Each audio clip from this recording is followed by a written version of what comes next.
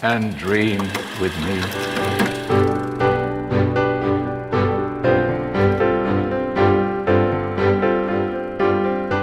Hello and welcome to What Do You Want to Watch, the Explosion Network's premier media podcast. Every fortnight we get together to talk about movies, TV and online content and remind you that if you just complain viciously enough about something, they'll change it. Joining me today is Dylan Blight. And that's why I've started complaining about there not being enough pineapple on my Hawaiian pizzas. And Nicholas Pryor. How does one podcast again? What is this? Who am I? You're Nicholas Pryor, as Nicholas just Pryor. introduced. What am I? That's a big question. We've got a lot to cover this episode. We're going to talk about everything we've been watching. We'll be talking about all the biggest news, including Sonic changes. And then we'll be discussing the movie we ended up watching, In the Mouth of Madness, by John Carpenter. I don't like that sigh. Okay. So last episode we recorded was pre-Endgame. Endgame has now come out. Me and Dylan recorded a 3+ hour review spoiler review discussion. But Nick, what did you think of Avengers Endgame? Spoiler free, even though spoilers have been dropping everywhere. I enjoyed myself with it. I think it was a fitting send off to some of the characters, but I'm not as ravenous about it as a lot of the internet seems to be. Yeah. Dylan, do you want to give your overall thoughts? I think you were in a similar sort of boat. I like it. Remember, I say I like it, but then I say I don't like it as much as you, and you're like, you hate it. That's just 2019 now. You either that is love accurate. it or you hate it. I go, I honestly do feel like I go into that. I'm like, what would you score Endgame, Dylan? I'm like, I don't know, like an 8, I guess. And people are like, oh, why so low? I think I think I gave it a 7 on Trakt. 7. I gave Infinity War a 7.5 in our review. And I think if I was to review Endgame, but Ash did it for us this time, if I was reviewing it, I probably would have gave it an 8 because I thought it was better than Infinity War. Emotionally, the characters, I had a lot more investment. It's the first time I feel like they've actually tried to pull my emotional strings and it's actually worked for me, because there's many times in previous Avengers or Captain America movies and so on and so forth where they've tried to do like a big emotional thing for a character. I'm like, I don't feel like you've earned that. Like, I'm not feeling it, but this one, I definitely feel like there was moments like that worked for me. But there's still just things, CGI, fights and all these sorts of things and whatever else happens that you can't really get past. But yeah, it's a spectacle. It's one of the biggest event movies we're probably going to have for the next 10 years. So it's worth a point for that at least, I guess. Yeah. Yeah. So obviously I reviewed it. I gave it a 9.5. I loved it a lot. I've seen it a second time since, which was interesting, obviously going into it with a bit more looking for the criticism people have been having with it. Obviously, Dylan wrote an article over at explosionnetwork.com about Thor and his sort of storyline, which I think, looking back on the film, still don't think is an issue, but to each their own. No, just pinpointing the exact things, and it wasn't maybe as big as you thought it was going in, but like dialogue-wise, I think it was just people's reaction to it, which probably amplified that To opinion. be fair, I wrote that article before I think anyone else was even talking about it, at least. No, yes, you were the first. Probably, I would argue. Yeah, I sent it to you, and you're like, what do you reckon? I'm like, what? Can you look over this for me? And then you're just like, yeah, it looks all right, but you might upset some people with this. Like, you'll get SJW remarks. I'm like, I don't care. Publish article, Ash. I saw some people discussing it on the subreddit after I watched the movie, because I like to go in there and after those things and see what the media reactions are, and a lot of people were talking about it. Yeah, there was that, and then a lot of people have issue with the ending as well. Well, some people, Cap's ending of the film and how I loved they it. played out. I thought it was great. Yeah. I can see their point of view, but hopefully, I mean, people have been speculating that we're going to go to Cap 4. But I don't think that's very likely. Yeah, Cap 4 starring Anthony Mackie. Yeah, Chris Evans Cap 4, but not very likely. But yeah, Endgame. Do you think it's a worthy success that Avatar is the highest grossing film of all time? Because I'm sure by now, by the time this comes out, it will have surpassed Avatar, I would imagine. I've never seen Avatar, and I will never see Avatar. Okay, Dylan, is it... I feel like I need to... because Avatar's back in the news so much in the last 24 hours. Well, the last couple of days with the box office race, and then also with Disney Marvel, Disney releasing the upcoming... film slate and stuff like that. I'm just like thinking about Avatar. I'm like, I literally have not watched it. I watched it twice in the cinemas, and then I watched it once when it came out on Blu-ray. So I've seen that movie 3 times, but that was all within a 12-month period. Yeah. And I've always stood on my ground for it being watching it in the cinema as this like standard and a big change with the 3D and everything. It was just a massive event at the time. Nowadays I fucking hate 3D and get that shit out of my face. But at the time it was what made Avatar special. Yeah. And then when I watched it on Blu-ray at home, I'm like, movie's okay. Like there's nothing special about it when you take away the 3D aspect of it. But I do wonder, before I start talking too much shit about it in the coming 12 months or whatever, next 2 years when we talk about more Avatar stuff, like maybe I should actually just rewatch it since it's been so many years. So at least I know if my views are still up to date. So I might rewatch it sometime in the future. Yeah. I mean, yeah. I'm in the same sort of boat. I saw it twice when it was in theaters. I own the Blu-ray. I don't think I've ever watched it again since. Which was like, when did that? Like 11 years ago now? Something a long time. Like that. 2009 it released. So. A lot of people go on to see it not because of what the movie was, but because of the 3D. Which I could see a lot of people, like... 20, 30 years in the future going like, why was this highest grossing not being part of that whole 3D breakout kind of thing? Yeah. It's pretty crazy. I think people make this argument. I find it a weird argument. Like, does Avatar deserve to be the highest grossing movie? And then you start comparing it to Titanic, or you start comparing it to Endgame, or you start comparing it to Force Awakens. Like, which is the better movie and which deserved to make the most money? I'm like, I don't think the box office really like... I don't think there's any correlation between deservedness and money made. Yeah. The worst fucking movie ever could make the most money ever just because of some shtick it had or something most like crappy that, animated children's movies do.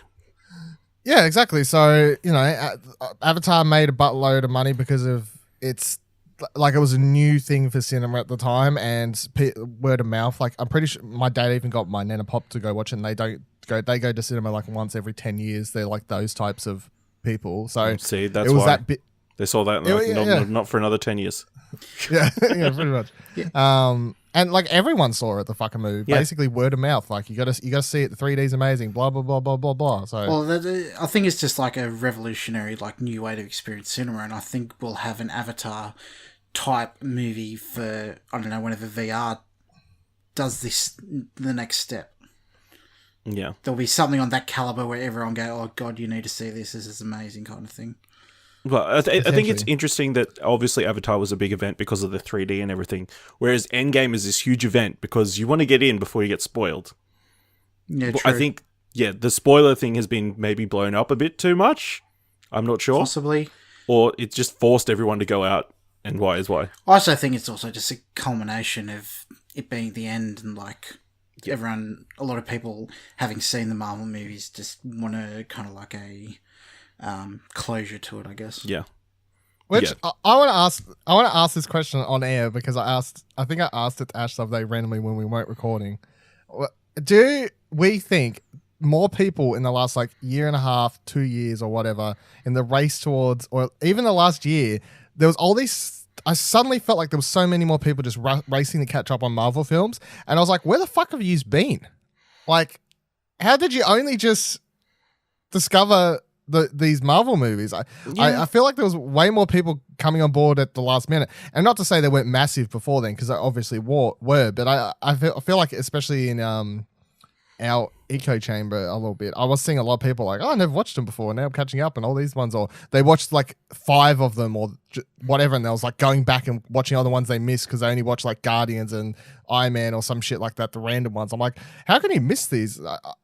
Sometimes you live in such a weird your own weird world, and it's like, I can't believe people weren't paying attention to these year after year after year, because I was in fucking high school when the first one dropped. You know, I can think back to Iron Man. So I think maybe it's just because the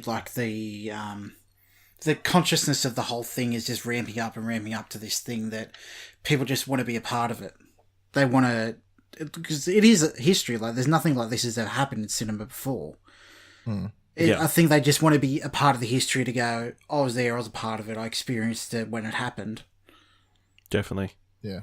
It's kids getting their parents into it, girlfriends getting their boyfriends into it, and vice versa and everything. So just forcing Marvel on everybody. So many things. Like, catch up on this franchise I'm into. Yeah, okay, how many movies is there? There's only 21 you got to watch.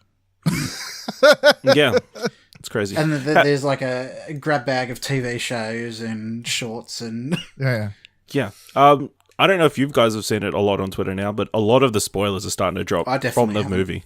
Well, obviously, Nick has social media completely. Well, the Russo brothers said spoilers were off and the internet took... How the hell are they getting this footage, though? I don't know. There's shots from the last scene of the film. I saw a news article that a TV station in the Philippines aired a pirated copy of Endgame. Well, that's interesting. Yeah, that is it. That's a pretty crazy story. But still, how are these people getting this footage is crazy. I have no idea. And it's not terrible quality, so... It always happens, though. It always happens with the big movies. There's always GIFs leaking.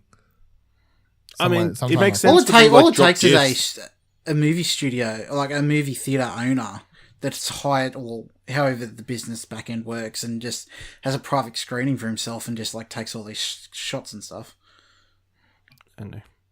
Or editors releasing screen grabs. It seems like a little bit of a dick move. Sure, they said the spoiler thing was up, but to actually put footage from the movie up is a bit dodgy, I think. I think that's all part of the spoiler argument, and yeah, that's a completely different... We'll get into that argument one train day. Of thorn. Maybe on another podcast.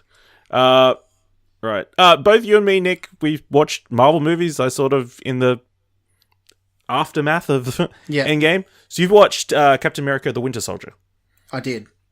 It's still my favourite Marvel movie. There's one thing I noticed when watching it is that at the time it was fantastic, but going back and watching it now, you can tell how far the special effects have come. Because there was definitely points in when you go, oh yeah, that doesn't look great compared to having just seen Endgame, the level of the computer graphics and that. But I still think it's the best story in the MCU, so by far. Cool. Yeah. I definitely need to go back and watch Winter Soldier, I think, especially after Endgame to see. Yeah. Well, I went back and watched Spider-Man Homecoming again, sort of as both aftermath for Endgame and the upcoming Far From Home. Still love it very, very dearly. Tom Holland is a great Spider-Man. He's just really good at being sad, which I know is fitting for a Peter Parker. So, what more could you ask for? And Michael Keaton's still great in that. Yeah. Shame he won't be in the next one, but yeah. At least we don't know yet, but yeah. Dylan, you saw Long Shot, the new romantic comedy, I guess, from Jonathan Levine, starring Charlize Theron and Seth Rogen. When Fred Flasky reunites with his first crush, one of the most influential women in the world, Charlotte Field, he charms her. As she prepares to make a run for the presidency, Charlotte hires Fred as her speechwriter and sparks fly. What do you think of the film? Because I saw it as well. Yeah, I was about to say, didn't you watch this as well? I really like this movie. I thought it was quite good as not only as a comedy, but also a romantic comedy. It's strange how well the romantic element worked. I was like completely surprised because I know that's like obviously part of the joke, like Seth Rogen and Charlize Theron. Like how would that work? But they build up their relationship so slow that by the time that anything happens between them, it actually works. Like, it feels you earned. Feel like you've got there. It feels earned. Yeah, they don't rush it. That's for sure. It's not like they meet and they're off their heels and Pretty Woman, blah blah blah. Head over heels type thing. They spend a fair bit of time just building up that relationship and stuff. So it makes sense. And by the time it happens, you're like, yeah, I actually buy into this Charlize Theron and Seth Rogen romance that's happening. I also quite enjoyed the movies, full of a lot more than I actually expected, like political jokes and jabs and stuff that's happening in the real world today. Be that Spoilers for the way the movie opens, like the first couple minutes, but the movie just opens with this like really daunting, like epic music's like dun dun dun, and you're like, what the fuck is happening here? And it's like starts cutting the shots of like a white supremacist like doing a big speech. He's like, yeah, and we're gonna take it to them, and you're like, what the fuck? Am I watching the wrong movie? And then it's because he's a reporter and he's like infiltrating them to write about him and stuff. But so from the outset, they're like, yeah, we're gonna like he's a journalist who writes about hard hitting stuff, and he has very strong viewpoints, and that's like what Seth Rogen's character is. He's a writes for independent newspapers, and he, as soon as the spoilers for the first 10 minutes, fuck it. As soon as his newspaper gets brought out at the start by a big conglomerate like a CEO from some other Wembley Media, played by who's led by Parker Wembley, who is clearly doing a ripoff of Rupert Murdoch. Yeah, I was about played to say by Rupert Andy Murdoch. Serkis, who I didn't realize until his name showed up in the credits at the end. Yeah, because he's got like all this hair and makeup, and not because he was stuff playing on. a CGI character. Yeah, and he comes in, he's like, right, I'm going to buy your fucking... Yeah, like, he's putting on, like, the very, like, thing. But it's obviously supposed to be Rupert Murdoch. But then as soon as the paper gets brought out, Seth Rogen's character's like, fuck this, I'm out because this is what we've been against. Like, that kind of represents his character somewhat, I guess. So then they do interesting stuff, like when he starts writing for and touring with the president, because like, instead of just being like... Charlize Theron's character, yeah. Charlize Theron's character, yeah. She's the Secretary of State. Secretary of State, yeah. As soon as she starts like touring around and he's helping her do this throughout the movie, she's trying to bring all these countries on board for like an environmental thing. But it's quite good because at the start it doesn't do the stereotypical thing where he likes her, at least like he thinks she's attractive. You've got that much, and they have some form of chemistry and stuff there. And then when she's like, I want you to come do this job for me, and he's like, can I have time to think about it? And she's like, why would you need time to think about it? And he's like, because I don't know if you're actually going to pull through on this, and I don't want to, as much as I like you, I don't really want to work for you if you're going to, tour around saying you're going to make the environment better or whatever, and then you, like most politicians, like, it's a load of bullshit. So it's I quite liked how there's so many jabs at different things happening. Bob Odenkirk? Odenkirk, thank you. Holy shit. Bob Odenkirk plays the actual president in it, which is pretty much not Donald Trump, but it's pulling on the idea. Donald Trump. It's a take on Donald Trump and the idea of Donald Trump, because it's an actor who became a president who then wants to go become a TV actor that became president who's dumb and is just in the White House. Who played a president on TV. Who played a president on TV, yes. Who now wants to quit being the president so he can go be an actor in the movies. Yeah, so there's lots of jabs at stuff. I thought it was written well, acted well, all sorts of stuff. I'd watch it again. It's definitely one of the best romantic comedies I think I've watched in quite some time, I guess. And I kind of separate the teen ones, I guess, separate to me. Like we had Love Simon, which I loved. I think this is the best romantic comedy I've seen on the big screen, probably. In quite some time? Some time, yeah. Yeah, because I've loved Simon. That came out on the big screen, so. I quite like that, but to me that's a teen rom-com, which to me is separate genre to adult rom-com, I guess. I don't know. Because one of them's like a coming-of-age story at the same time, if you know what I mean. It's like coming-of-age rom-com plus just rom-com somewhat. But yeah, no, it's really, really good, I thought. What do you think, anyway? Yeah, I really enjoyed it as well. You hit all the good points. Obviously very, very smart, but also low humor at certain points. I'm surprised Seth Rogen's character didn't die at least 3 times in this film. Yeah, no, it's quite funny. Yeah, they don't pull away and make it PG too, because most of these movies of the genre are PG, obviously. But this one, from the outset, it's a typical Seth Rogen movie. Swears, drugs, it's got all the usual there is stuff. Just within a prominent bodily fluid joke that features that is important to the plot of the film. Yeah. So, it's not like they put Seth Rogen into a movie that doesn't really make sense for him. It definitely feels like a Seth Rogen movie, but it just so happens to be a rom-com. Yeah. Yeah. I'm honestly shocked at how well it worked altogether. Yeah, it's just sort of a shame it's where it's positioned where it is and sort of getting buried a little bit. But yeah, definitely great. Charlize Theron is great in this as well. She sort of she's the perfect person to play this role, sort of. And she doesn't take herself too seriously and that sort of thing. There's a great supporting cast. O'Shea Jackson Jr., I think, from Straight Outta Compton, plays Seth Rogen's best friend. Ice Cube's son. Yeah, he's really good. And June Diane Raphael, who's been in a bunch of stuff, she was really good. as well. Again, Bob Odenkirk and Andy Serkis, really impressive. And then they got Alexander Skarsgård to play the Canadian Prime Minister. He comes in and he's the worst. I think half the joke is how bad his Canadian accent is too, because he like comes in, he's like, come in, like, and he grits his teeth, and you're like, dude, I'll watch you on True Blood. I ain't buying this shit at all. And he doesn't laugh at some point in the movie. Oh man, they made me not do terrible. my real laugh because it's bad for my image. I'll watch a real laugh like, I'm like, oh god. Yeah, it's quite funny. Yeah. So long show. Definitely check it out. Nick, I saw you watched a couple of episodes of The Leftovers. Was that an Endgame thing? No, well,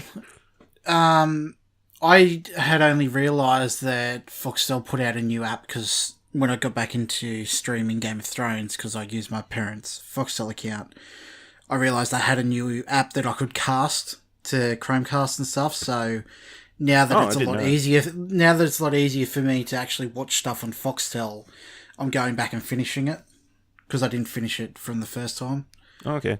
Because for us to watch it, then we had to watch it on a laptop in bed, and it's like, oh, this is too much effort. Yeah, because they got rid of their like in desktop app. Yeah, now you have to go through Google, which I guess makes you have to go through Chrome or through browser, which I guess would make it easier. Yeah, and now you can Chromecast from the app to Chromecast on your TV, so it's just a lot more convenient for us to do it now. Cool. On your Foxtel. Yep. Good work, Foxtel. One out of 99. All right. I saw you also watched Sorry to Bother You. Yes. I really, really liked it. It is so fucking wacky, but the message it tells, I'm right behind as well. Like, it's up my political... It's portrays my political beliefs, I guess, or speaks to them, and it's ever since I saw the trailers, like I really wanted to watch it, and then I noticed that they had released it to buy, so I bought it straight away and watched it. Stacey hated it because it's very surreal, but it's fantastic movie. Yeah, so those who don't know, it's the debut film from Boots Riley starring Lakeith Stanfield and Tessa Thompson, in which an alternate present-day version of Oakland's telemarketer Cassius Green discovers a magical key to professional success, propelling him into a universe of greed. But yeah, I'm happy to hear that it's good, because it's definitely one I want to catch up on. Yeah, I can see it being very divisive as well, with the message it tells. Like how so? Just because it's on one side of the... Yeah, I guess so. Yeah. Cool. I also saw that you watched Baywatch. You know? Yes, yeah. With The Rock? I noticed it was on Netflix. I'd been meaning to see it for a while. Like, it had a lot of very funny moments, but by the end, it had overstayed its welcome by quite a bit, I think. Yeah, I definitely feel the same when I watched it, Yeah. It was. Yeah, and some of the jokes were played out a bit too much. Yeah, if it was edited down to be a lot tighter, I think it could have been a lot better than what it was, but it was still an enjoyable movie. Cool. So I watched the documentary 3 Identical Strangers. One of our most successful YouTube videos, I believe, is our reacts, because everybody was interested in this film. But yeah, it is an incredible story. Totally bizarre story. Pretty much the synopsis is that there are these 3 triplets. They got separated at birth and then find each other later in life. And then that kind of covers like the first 15 minutes of the film, I think. The rest of the film sort of discusses, like, talks about their life after that and how they just sort of dealt with finally having these brothers all of a sudden, and then sort of exploring why they were separated, and that's where it really gets interesting. Yeah, I don't want to say too much because I think people really need to see this, because it's really incredible story that needs to be seen to be believed, really. Seems like a lot of negligence was involved. I wouldn't say negligence. Oh. Yes. Yeah. So that's 3 Identical Strangers documentary. Definitely worth checking out. Well, where did you see it? Sorry. Google. It's on Google. It's on. Oh, okay. It's on to buy and stuff. It's available. So. Oh, right. Okay. Yep. So it's not at the cinemas. No. Finally out for you to watch. Nick, I also saw you watched The Matrix. The classic film. Still holds up? Ooh. That's tough.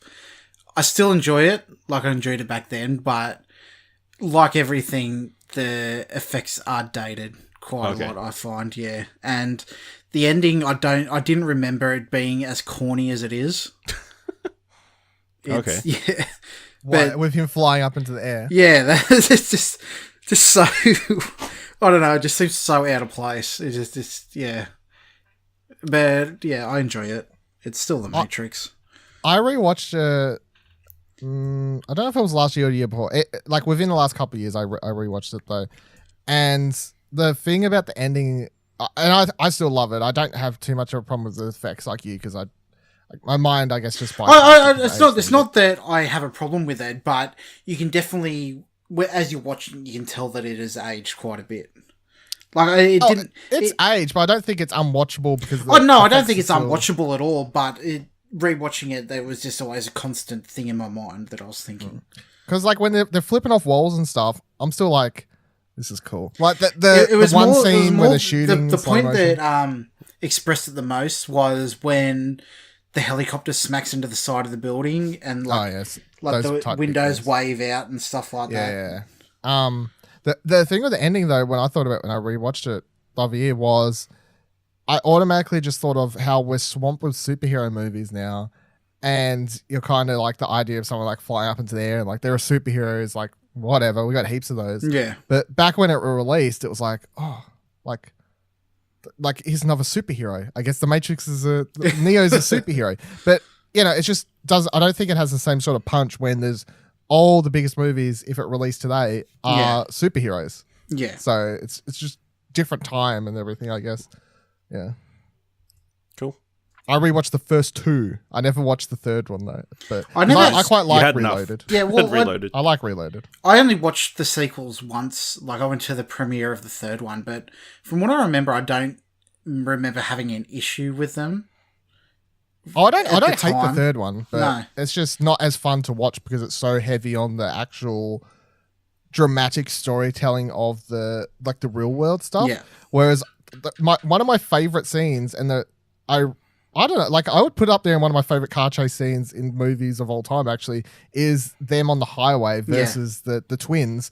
Everyone kind of shits on every movie bar the first one, says both sequels suck, but I'm like, that twin chase scene, and of course, if you're watching now, special effects aren't quite as good, blah, blah, blah, blah, of course, but fucking hell, everything about that, the first time I watched it, I was on the edge of my seat. This is the epitome of cool to me. Like this, everything that was happening, absolutely loved it. Cool. Nick, I also saw that you watched Tropic Thunder and the behind-the-scenes film, Reign of Madness. Yes, I did. Does that hold up? How do you feel about Robert Downey Jr. now? I never had a problem then. I don't have a problem now because I think it's a satire of that. It's not set out to be what it perceives as. But for those who don't know, Tropic Thunder.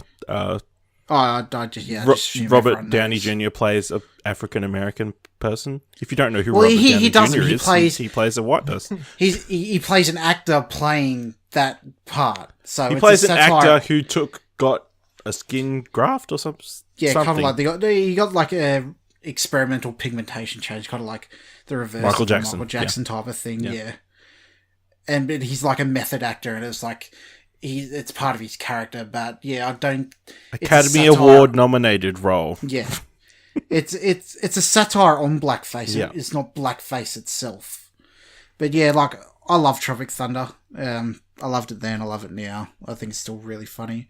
But it had been the first time that I saw the behind the scenes like mockumentary kind of thing, and that was quite entertaining too. Which is a mock up of the Apocalypse Now behind the scenes one. Oh, what's it called? What that? Yeah, The Heart of Darkness or something like that. That's it. Yeah, but I quite enjoyed it. Cool. I think they're quite funny movie. All right.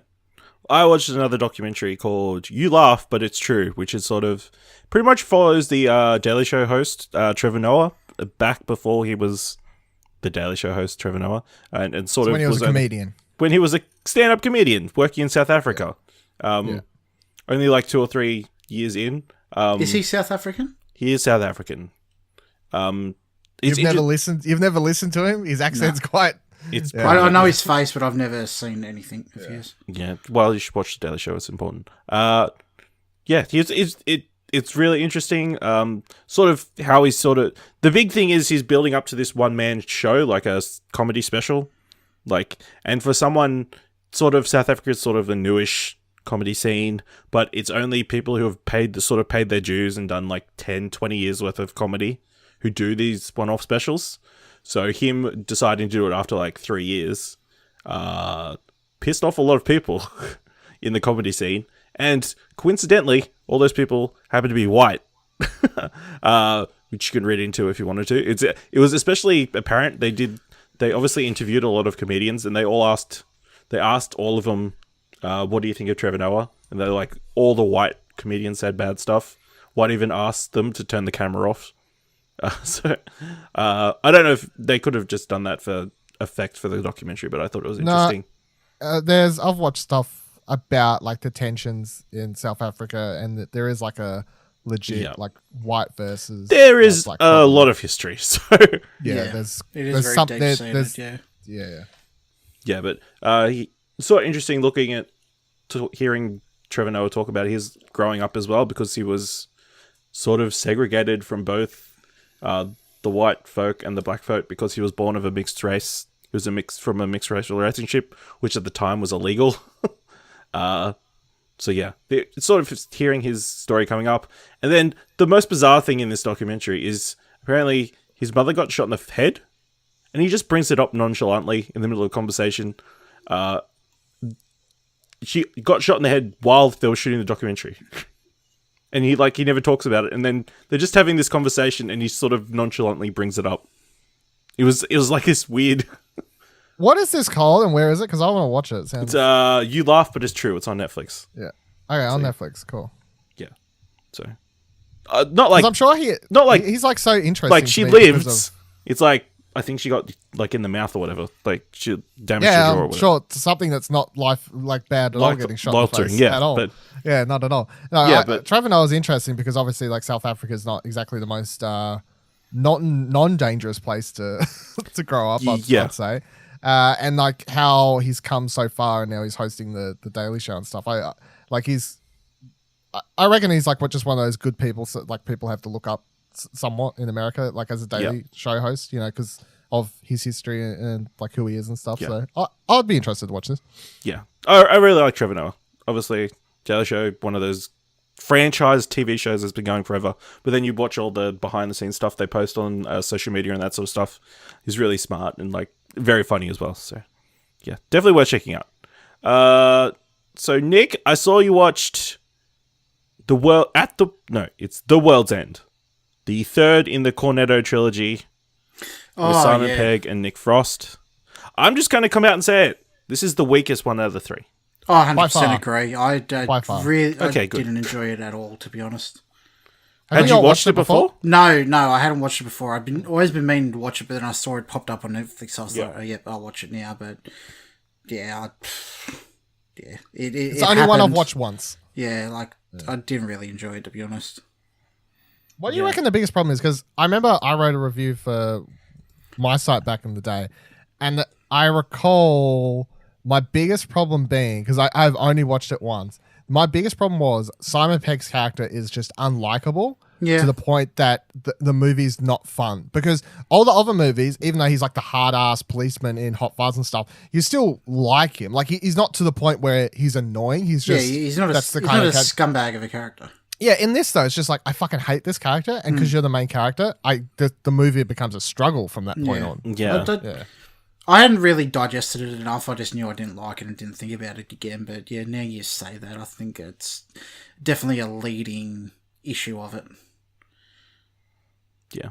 It probably didn't help that it's following Hot Fuzz and Shaun of the Dead, two of the best. If it wasn't like considered part of a trilogy, I guess, I don't know, I wouldn't be... there would still be those comparisons, but not strong comparisons, I guess. Yeah. As well. Definitely. So, yeah, it happened. Definitely the I'll never weakest. watch it again. I also saw that you watched the rest of the Alien short films that came out. I did. Yeah, I forgot about them. Then one day when I was cooking, I noticed they were out, so I thought I'd finish watching them. All right. Let me pull them up. That way we can don't deep dive into them. I don't remember them well enough, but I enjoyed them. You enjoyed them overall? Yeah. They're a lot better than the first one. They were better than the first ones. Yeah. The first one was meh. And the quality went up since then. Yeah. They did a lot of interesting stuff too with the alien and things like that. There's one that I remember that the main character is one of the androids, and she's left on this ship where everyone else has died, and gets into a locked science part that she wasn't able to get into, and kind of befriends the alien in a way, because there was the specimens, there's two dead face huggers, but this other face hugger obviously tries to implant in her, but then is not biological compatible, so she kind of builds a kind of connection with it in a way. Interesting. It obviously is still the alien. It skitters around. It has no sort of affection for her, but she kind of like you do with, I don't know, say animals or inanimate objects and stuff. You gain a kind of a mental familiarity kind of friendship kind of thing going with it. But yeah, they were interesting. I really enjoyed them. Cool. All right. So a little bit of cross promotion. The second season of American Gods has come to a conclusion. Of course, if you want to hear about American Gods, you can check out Viewing Gods on explosionnetwork.com or podcast services or on youtube.com/explosionnetwork. Dylan, you finished the entire season. How do you feel about it overall? Its best two episodes were in its last couple, and they were really good. And then its finale was weak and not very good, to the point, because it was originally supposed to have 10 episodes, and they canned to because of all the behind the scenes stuff. So then the season finale just ends, and you're like, okay, but there's 2 episodes left in the season. It doesn't feel like a season finale at all, because it's just kind of... Oh, so they didn't... Because I stopped watching it because I just couldn't bring myself to do it anymore. But, they just cut it off at they didn't condense it to 8 seasons. They just cut the last 2 episodes off it. Or is that just what it feels like? That's what it feels like. It feels like they just rushed. They rushed to something at the end there, and then it's just and we put Shadow on a bus and we send him off somewhere, and that's where the season finale is, and it gets there very fast, and doesn't. But it's really weird because the 2 episodes prior to that were the best of the season, and it was going really well, and then it's because the first few episodes of the season is up, down, and it's oh, this was really good, oh, this was really good, and then the season finale is, and it's over. Yeah, I don't know. It's just so much trouble with that season that I'm hoping the 3rd season will get announced as the last, and they will be able to stick one fucking executive producer to run an entire season without any dramas behind the scenes, and then they'll be able to finish up quite good. Or just listen to my listen to Viewing Gods, and they can hear me point out all the good writers and the bad writers, and then keep those ones on for the next season and fire other ones. Yeah, do you expect them to have another season? They've announced it. They've announced it? Okay. Season, they announced their 3rd season when episode 1 was airing. That's how quickly they announced it. So, yeah, no, I was fucking as shocked as you are. Well, I mean, they can renege. They could cancel it. Yeah, they could, but they've announced that it's happening. They reckon it's happening next year. Wow, people have never announced something and then cancelled it later. No, but I'd like to see it finished. Yeah. Personally, because there's still stuff I like about it. Particularly the semi-final, the penultimate episode was oh, this is why I like this show, because it's doing it was a pretty epic episode for one character in particular, and it was sad and eventful and all sorts of things, and I'm oh, I like this, and even the episode prior to that, it was just a really weird episode where it was all set back in the 30s or something like that, pretty much. And it was all about like Wednesday's and the gods' histories, like back in that time and stuff. I'm like, oh, this is all interesting because it's not really focused on the main plot at all. And I was really enjoying that. So there's still stuff I like about it. Just they need to get like a writer's room together and actually have some sort of cohesive storytelling and theme and like make it work, because season 2 was just such a hodgepodge of just stuff that didn't really mold together very well at all. There's such a glaring plot hole thing in season 2 that just makes me laugh every time I think about it. One character gets a seed given to them, and then they're supposed to take it to another character, and then in the next episode the character already has a seed before they even meet up with the other two characters who are supposed to give it to him. And I'm like, wow, that's such a glaring plot hole here. It doesn't even make any sense unless they fucking popped it in an envelope and posted it to him ahead of time. It's like, oh my god, no, just rushed. It was all right though. I mean, yeah. Does that make you want to go back and finish the season, Nick? No, probably not. I'll probably watch the one episode for the moment that Dylan's talking about to see how they do it compared to the book. But other than that, like, it destroyed me. I just couldn't keep on with it. Okay. Speaking of shows that we do after shows for, we're now 2/3 of the way through Game of Thrones. Obviously, me and Dylan have been talking about it over on South of King's Landing, which you can find at explosionnetwork.com or on good podcast services or at youtube.com/Explosion Network. But Nick, you're a big Game of Thrones follower. How are you feeling 4 episodes in? Can I predict something? Yep. Nick hates it.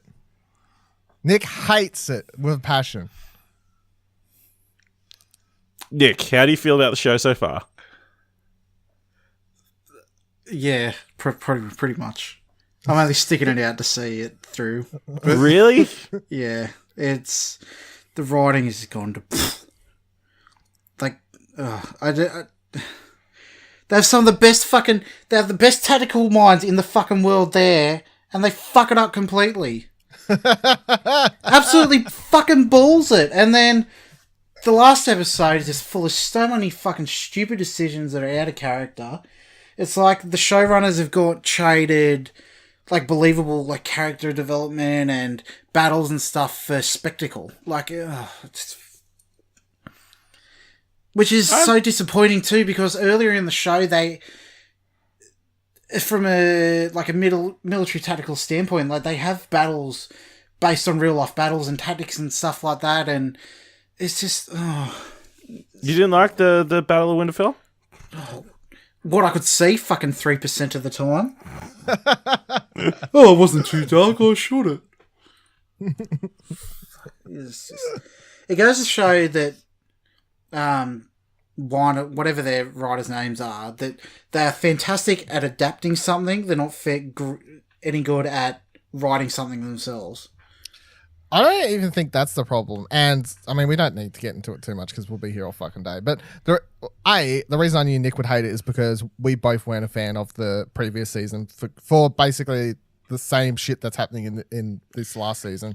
But I'm obviously not struggling with it as much as Nick because I'm willing to accept what I've got, and I'm just like, I don't want to ruin my enjoyment of the show after enjoying it for, you know, X amount of years with all the between seasons to even think about it, and that was part of the enjoyment to me. You know, like, it's basically 10 years nearly, isn't it, by the time they've taken it out this fucking pretty show. close. Yeah. Like, so I don't want to ruin the last 10 years of the show being one of the things I look forward to the most, and then have the last season be such a, oh, they ruined it, they dragged it, blah, blah, blah, blah. I know there's lots of problems. I'm just willing to take it for what it is, which is, for some reason, and I don't know if it's HBO or Benioff and Weiss or whoever, they decided they need to finish the show. I've been reading up about it. It was D&D. They wanted to end the show, but HBO... Can I say I hate that they're called D&D as a collective? Is that what they're called? B&D? D&D, Yeah. Why is it D&D? Because their initials are D&D, like they're... It's Danny Wise and Benny... No. David. Isn't it? David, okay, yeah, okay. D&D, yeah. I was just calling Benny off and Wise, but okay. Yeah. D&D. Or B&W. B&W, yeah. Anyway, they wanted to keep going. Yeah, HBO. no. HBO wanted it to keep going, but they pretty much said, "Yeah, we're done with it." Yeah, so that was a couple of years ago. Yeah, season 7 and 8 are a rush. Yeah, so exactly, it is. And what hurts? You can understand why, though. They've obviously built themselves up to be the massive executive producers. They're probably getting thrown a lot of money from. I think they're sick of doing it. I think they like Game of Thrones. They're kind of bored of doing the show somewhat, or wanted a break. Like, I reckon if they could have taken a 5-year break, gone and done something else, and still been allowed to come back and finish the show, I reckon they would have done that. But because they can't, all of a sudden it's turned into a race over the last 2 seasons to finish the show and get to its finish line. Because this is what I'm saying. Between the last season and this season, lots of stuff where we would get episodes of character drama and whatever else happening and planning and discussions and political intrigue and stuff. The reason that I started watching the show and loved it so much in the first place is gone, and every episode is basically just now an action movie on TV, right? With a lot of the stuff just pushed away, and it's less about plot armor. What hurts? Sorry to interrupt. But what hurts me the most is that there are such good character moments in it, but then in the next scene, they just go and fucking ruin it. Yeah. But it's like talking about that previous episode on South of King's Landing. I pointed out the things I don't like to Ash, like certain character, obviously we're not going into spoilers, but certain character choices, the way certain characters were written, I'm not a big fan of. But I'm not going to, because this is what I'm saying. I see people on Twitter, and it's getting to a stage where it's kind of pissing me off and annoying me a little bit. I see people week in, week out complaining, right? Now, if you want to watch it and be annoyed, which you are, obviously, and you want to do that, that's your choice. What's annoying me is if you're going to watch it, hate it, and then every single fucking week go on Twitter and complain about it. I'm like, at this point, if it's annoying you that much, and that you have to tweet about it every single week, just stop watching the damn show. Because if it's upsetting you that much, stop. Me, 10 years of my life, I'm willing to nitpick and talk about certain characters, choices and stuff with Ash to a level. But if I was coming on to, every week, like, I hate this show, Ash, I'd expect Ash to turn around and be like, why are we doing this fucking show if you hate the fucking thing so much? But yeah, there's still so much I enjoy. Like, I still enjoy the characters. I still enjoy I'm keen as fuck to see how it all ends because it's, as I said, it's like 10-year story. Will I love it? Will I hate it? Yet to be told. But, and I sit there and I just kind of zone out and I go, that was silly. But whatever. It's fun. It's dramatic. Whatever, Yep. It should have had, I don't know, 10 proper seasons. 10 season 10 episode seasons. Yeah. So, and they got cut to what, 6 for this and 7 for the previous, and they're all just time travel gets introduced last season. This season, common sense gets taken away. Like, they just take away certain things and adding in fast travel and whatever, but they're just in a rush. They're in a rush. They're not trying to tell the story naturally to a point where you get to see characters reach decisions and moments that make sense like they used to. Now it is the characters are chess pieces and they're moving them from episode to episode to fit them into story points that they need to get to ASAP. Because we need to get to the finish. We need to get to the finish right now. In case you didn't know, this is the final season. We need to get there ASAP. And I accepted that going into the season because I watched season 7 and I was a lot more down on season 7 because it was such a dramatic change from season 6. But going into this season, based off how much I really didn't like the last season, as soon as this season started, I was like, all right, it's more the same. I'll get over it now. I'm not going to complain more. Like, that's it. Yeah, I think what hurts the most is that it is just this drop in quality that it used to be so good. It used to make, like, in universe sense, everything was believable. Yeah, it's just the rushed nature of it. It's just you didn't like episode 2? I did. That was good because there was actually no plot advancement. Episode 2, I would say, is in my top. Most people would say that's a problem. Yeah, episode 2 is one of the top 10 episodes of Game of Thrones of all time. Because it's full of character moments and the culmination of their relationships. It's like the crescendo of everything that happened and the meeting up and reminiscing and like getting over their differences or just settling stuff. It was great. It's what we needed, but we need just everything else surrounding that. Like, that was the perfect combination of good moments, but just overall, when they have to advance the plot, it's just shit. It really is. Disagree. It's fine. My last thing I'd say is that for like Bella Winterfell, right? I like that episode. I'm looking forward to watching it. It was again. enjoyable to watch it. It was a visual spectacle, but as an actual it's so out of character of the battles of like the history of the show. Like they had proper tactics and maneuvering where your units. They had no. I can't get into it without spoilers, but don't. I'm pretty sure whatever you're going to say, I did point out to Ash and we went over somewhat about silly things, but we just watched them away. And that's the thing. I can watch that episode and there's so many silly things. The first thing they do, I'm like, when we talked about the episode, I'm like, why'd they do that? And Ash is like, oh, like, Ash just I wants gave a perfectly valid reason. Ash is willing to make make up whatever reason. I'm like, well, whatever. Just need the thing to is, much like Endgame, you need to fill in the gaps. Yeah, I think much like Endgame, the Battle of Winterfell to me is there's so many weird decisions made by characters, and it's not perfect, but much like Endgame, it gave me the feels in certain so many places. Music's fucking epic. Certain things happen. It's massive, and I love it. Yeah, and I noticed so many problems with it. Love it. Yeah, that's the thing. I love it. I'm really looking forward to watching it again. Now, episode 1, okay. Episode 2, one of the best of all time. Episode 3, love it even though it's got problems. Episode 4, I fucking decided I hate at this stage. So as long as episode 5 and 6 are within the same between okay to great on my scale for what the season has been, I've got no problem with this season really, because as long as it's not episode 4 quality, which was trash, we'll be okay. Yeah. Because episode 4 is the only one that bums me out so far. That's the only one so far that I've had major gripes with. Okay. Other thing I want to mention is that all the people on Twitter and stuff complaining that it's not following the books and that the books will be better. Guys, you're never getting the books. They're never coming out. Yeah. I've never read the books. No. That's not my contention with the show. Yeah. I don't even like the books.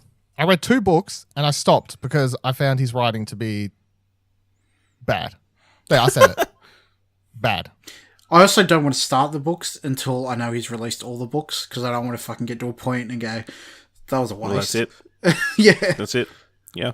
Which is where everybody's been for the last 10 years. So, yeah, guys, it's never going to happen. All right. Let's move into the mandatory Netflix segments. Nick, I saw you've watched, I think it's 6 episodes now, of the new Chris Lilly series, Lunatics. Yep. He's certainly a very controversial figure, but... Are we going here? Look, I'm just going to say it. I like Chris Lilly shows. I find enjoyment in them. I find them funny. This one seems a lot more heartfelt in the characters too. Like, they seem a lot more human and real than the other ones. Really? The person with, what was it? Is there someone on stilts? Yeah. Yep. Which oddly is like the most relatable. And someone with a massive butt? Yeah. But they all feel like real people. Honestly, like the way they speak and the way they're characterized, and he has a certain way to capture the way like people talk to each other. It doesn't feel like it's script written. It feels like actual like you and I talking to each other in a way. Okay. You either love him or you hate him, and I like his he's stuff, definitely one of those comedic figures that is divisive. Very and much clearly has a massive following. Yeah. I never got into it. I didn't even know this was happening until it released. I don't recall hearing anything about him working on a Netflix series, but I mean, it's not surprising. He must be big overseas too for Netflix to, I guess, produce his stuff.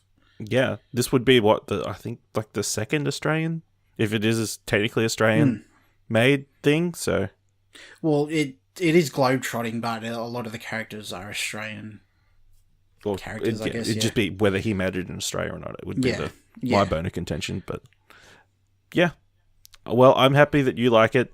I would very much like Netflix to stop trying to shove it down my throat, though. With the endless I ads. that. See, because you've been watching it, they're not trying to shove it down your throat. Do you mean ads isn't like when you log into it, like, watch this, like, it comes up on the splash screen? Okay, yeah. Yes, constantly. Dylan, do you have feelings about this? You said you were going to watch it. Did I? Yep, you said, I'm going to watch this and then I'll complain about it. I think I said I might watch one episode, so I had the right to complain about it, but then I realized that I ain't got the time for that shit.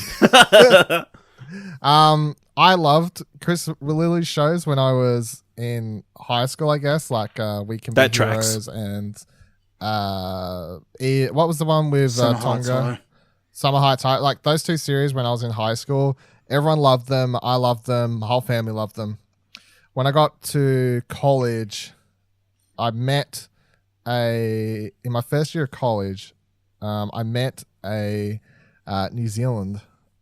young New Zealand boy who told me that he didn't like the show. To skip how we get into the conversation, basically. But he said he didn't like the show. And I asked why. And he said, because it's racist. And this is the first time in my life, in my whole high school life, where someone had accused Chris Lilly of being racist or anything that in front of me. And after hearing his viewpoint, and ever since then throughout the rest of my life, I've kind of had a more, but is that okay? And then when he did that rap video thing a couple of years ago, or maybe it was more than a couple of years ago, and he's dropping N-bombs and stuff, I'm still like, I don't know if I can do this. And then I saw a random episode of We Can Be, We Can Be Heroes was on a couple of years ago, and some family members were watching it, and I was like, oh, I remember this, they were laughing, and I sat down and I didn't like any of it anymore. So I just don't think I personally could find it funny anymore after I've had so many people who have the right, I guess, to be offended about certain things that he does, like point out to me both IRL and like I've read people's thoughts online, of course, as well on top of that. And I'm like, that makes sense. I've never thought about it that way because I'm just, just a white dude. I never actually thought about that in that certain kind of way. So he makes the argument that it's all, it uses the blanket of its comedy, so it's okay thing, blah, blah, blah, blah, blah. I do think there is a line eventually.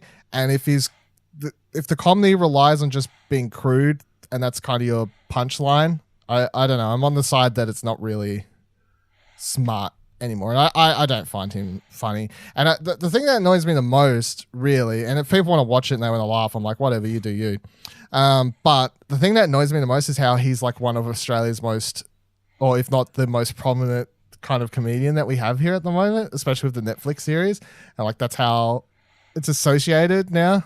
Like Australian comedian Chris Lilly, Australian comedian Chris Lilly. I'm like, oh, can we have someone better at the front lines, kind of amping up Australian comedy or something like that? But no, we got fucking Chris Lilly over here doing the most stereotypical gay dance teacher in a New Zealand Maori kid and whatever the fuck else is going on. And I don't even know what he does in this series.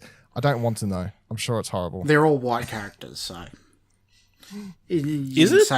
I'm pretty sure I saw some people complaining about blackface about the series. No, he plays a South African lady, but I don't think it's blackface. Maybe they were talking about something previous, but yeah. Okay. He's done blackface. Yeah. Oh, he has, yes. Yeah. There's no denying that. Yeah.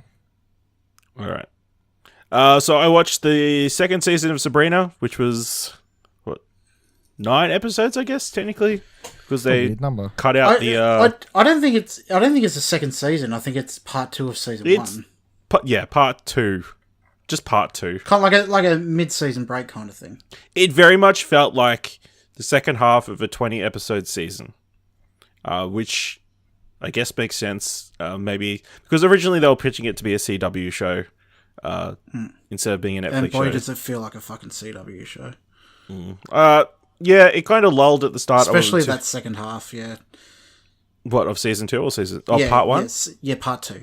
Part 2? I liked the second half of part 2. I didn't get to it. I gave up on it. I think it went into me going to expecting more than what it was. Yeah, that's fair enough.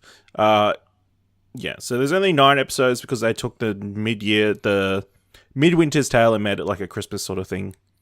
But yeah, again, that definitely feels like it was just part of the 20-episode season, and that's what... If it had been on CW, that would have been around Christmas time, and that's when that would have been showed. But yeah, I think it definitely got better as the season went on. It definitely took a turn. I think the episode's called Blackwood, and that's where it started to amp up and start sort of exploring a more different things. Yeah, it definitely got more interesting as the season got on, and they've left it in an interesting point to go into part 3 or whatever they decide to call the next section of episodes. I did have a bit of it was a bit annoyed. I guess people would be possibly annoyed at the character of Ambrose, who was pitched as like a gay character in the first part and then goes into a heteronormative relationship in the second half. I always just assumed he was bi. Well, I guess that was the case. But yeah, it's fine. I think it's the way, from what I understand, going up into that point in the show that I stopped, that the whole community, like, it was not they're a big pretty issue. open They were all to kind everything. Open sexuality. Yeah. There was no like set straight bi kind of thing. Yeah, I enjoyed it. I'm happy at the end, and I'll probably watch season whatever the part 3 is when it comes out. Nick, I saw you watched Extremely Wicked, Shockingly Evil, and Vile. The Ted Bundy film starring Zac Efron and Lily Collins. Yes, I did. I think it is controversial, possibly? I don't know about controversial. It definitely defied my expectation going into it. Like,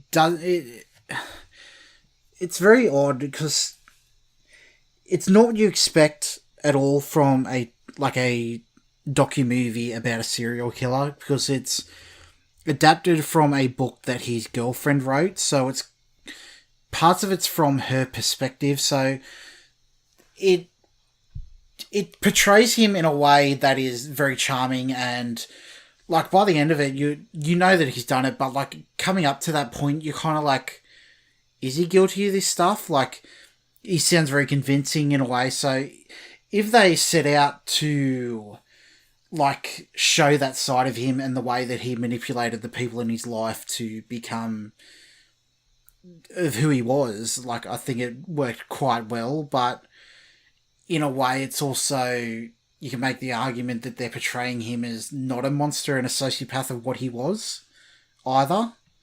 So it's I still don't know where I sit on whether I liked it or not, because I don't know their intent, but it's certainly very memorable and different for something like that as well, of its kind.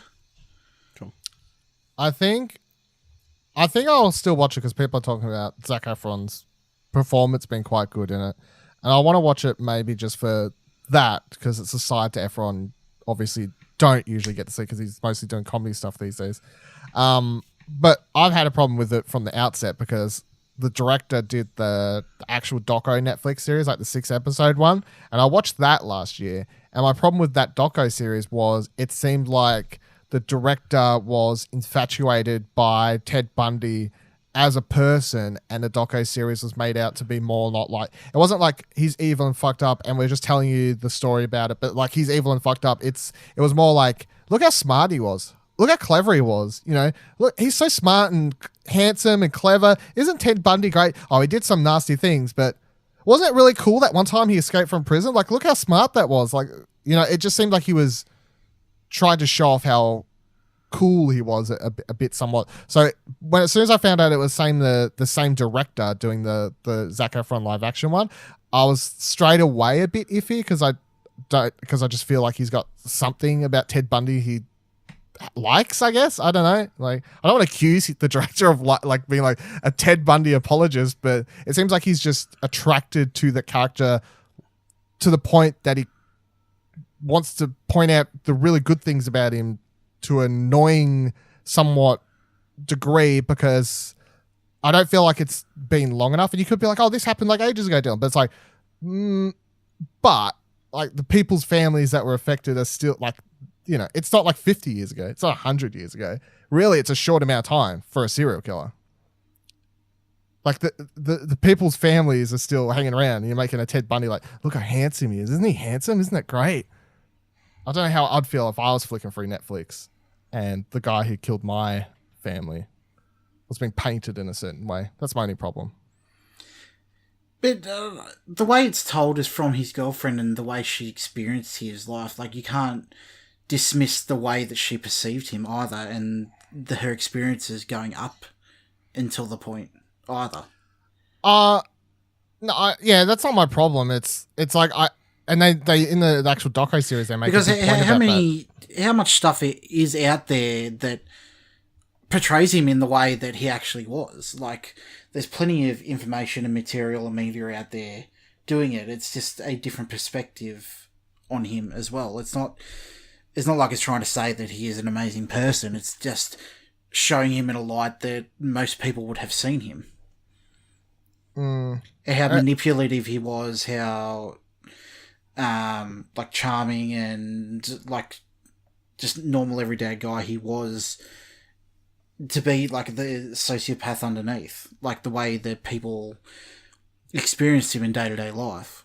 Yeah, I have to watch it because, as I'm saying, I'm just basing it off the doco thing because it's the same director, but I just felt like it was too big of a focus on that aspect to the point that the director was proud of how good he was at being that. That's what the problem was. It wasn't like presented as information in a default space with no like motive. It was like, this was how he was, but then also the director being like, and isn't that cool? Like, that's what makes him stand out as a cool serial killer, because of these sorts of things. It was just a bit too heavy-handed in the doco series, because I liked the first like 3 episodes, and then after that it just focused too heavily on one aspect, and I was like, like, but we'll see. I'll watch it. Interesting. All right, so that wraps up everything we've been watching, so we can move into some film news. I guess the biggest news has been Sonic the Hedgehog. I think like a week ago of recording, I think so, like Tuesday or Wednesday of last week, the Sonic trailer dropped. You can find me and Dylan's react at explosionnetwork.com or at youtube.com/explosionnetwork.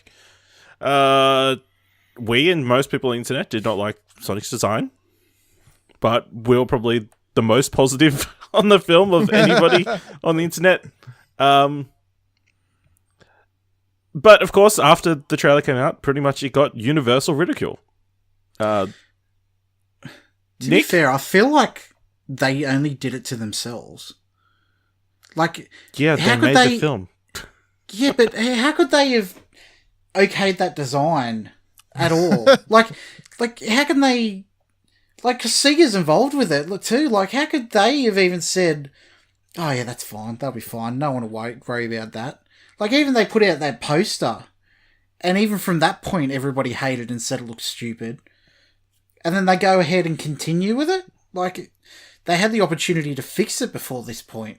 Like, I just feel like it's a self-inflicted injury, to be honest. Definitely. Well, of course, 4 days after the trailer came out, the director came out and tweeted, "Thank you for the support and the criticism.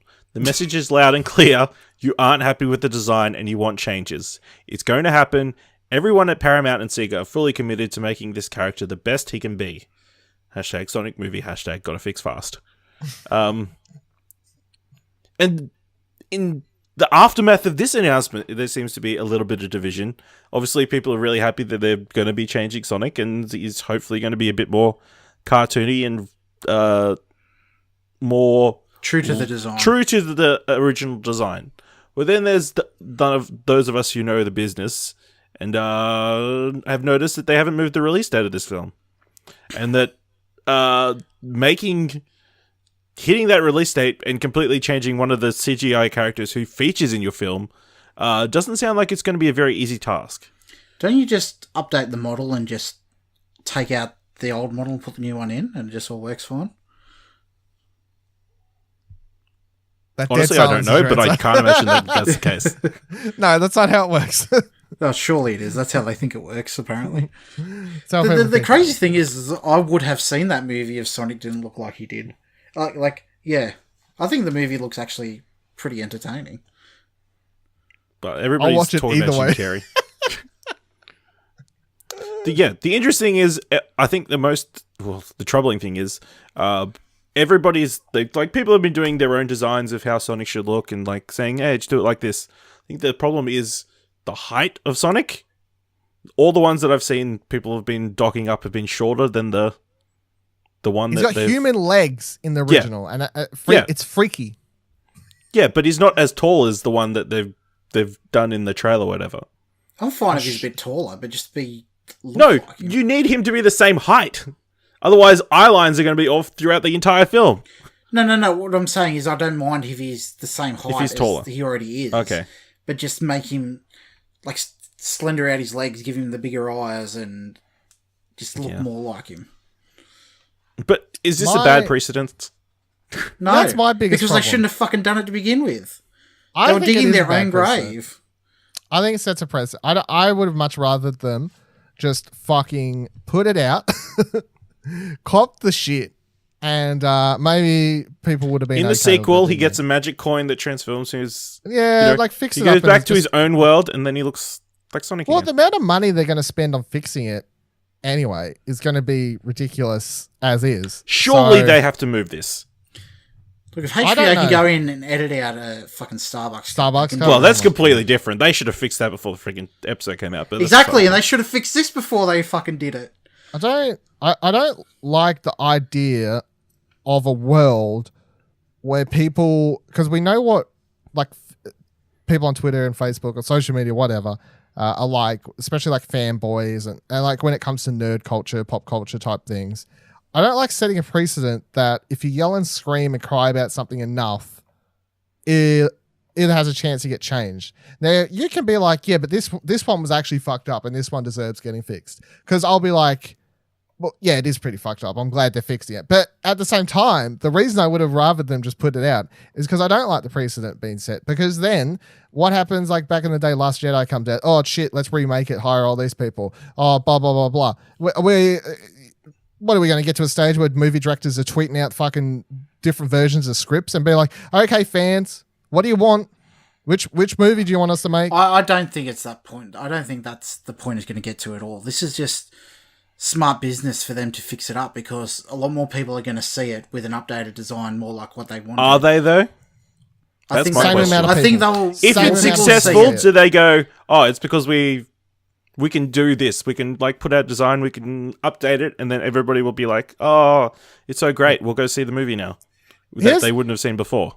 Bottom line, would, bottom line. I honestly think the same, if not a very marginal difference amount of people will see this movie. And I think the difference between like, say if this came out and it got like a fucking 5 Metacritic beforehand, now it's going to get like a fucking 5.5 with people citing, at least it looks a little bit better than the trailers, but the script's still shit.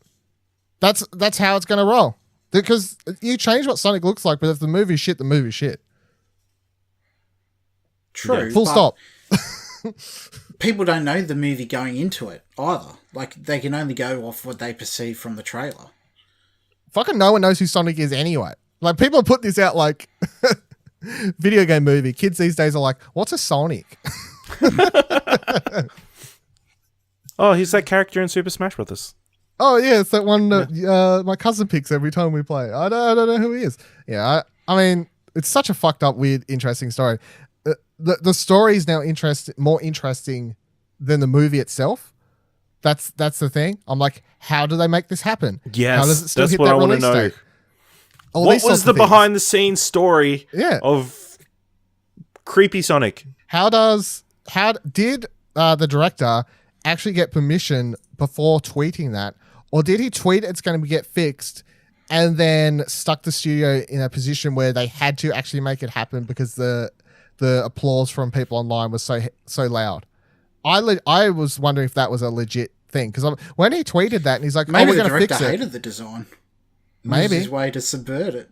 Maybe, but when he tweeted that, I was like, I don't know how he could have got permission and like a turnaround to do such a heavy rework this fast, right? You know, because it's going to cost. Sorry, when is it released? November. Yeah, and it's going to cost September in America, right? It's a month early. No, it's November in America. It's like okay. 2 months later for us. So it's like in January next year. Okay, yeah. So we'll get the better version. It's like the amount of money and stuff it's going to cost the studio. I don't know how that the director just rang them up and they were like, "Yeah, no worries, $5 million more or whatever you need to fix it up." You're right. The internet doesn't like it. We should do that. So I'm putting on the table the legit theory that he pushed them into a position of having to commit to actually fixing it. Maybe. I feel like Paramount just needs a win. They've got Mission Impossible. That's a win every year. And then pretty much it. That's pretty much their only cash cow at the moment. Because, except possibly rebooted Transformers. That's all they've got, really. Especially when they're going up against the massive monolith that is Disney. Yeah. Well, it's just Disney movies versus whatever else. There's that's true. Disney movies and then there's other people trying to make money as well. Yeah, it's crazy. Speaking of Disney, we might as well get into their big news. They've sort of released their future movie slate in the wake of the Fox deal. So now we do know. I guess we'll break this up into pieces. I was about to say, do you want to go one by one, or like how do you want to do this? Yeah, we'll break it up into segments. We'll start off with, we know that there is now going to be 3 Star Wars films, starting in 2022, and then one every 2 years.